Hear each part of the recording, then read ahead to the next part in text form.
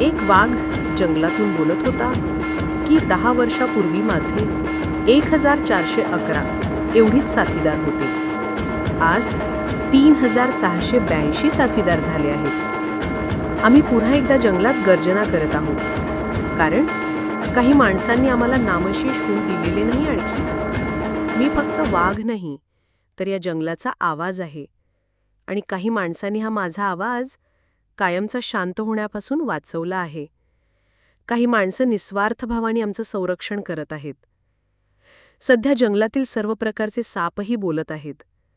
जोपर्यंत चेतन लांडेसरांसारखे निसर्गप्रेमी सर्पमित्र आहेत, तोपर्यंत आम्ही या जंगलामध्ये सुरक्षित आहोत. जंगलातील पशुपक्षी प्राणी यांच्या प्रेमाखातर आणि त्यांचं संरक्षण करणाऱ्या त्या निस्वार्थी सर्वांसाठी आणि त्यांच्या भावना ह्या बळीराम जगाडे म्हणजे मी व्यक्त करण्याचा प्रयत्न करत आहे. धन्यवाद.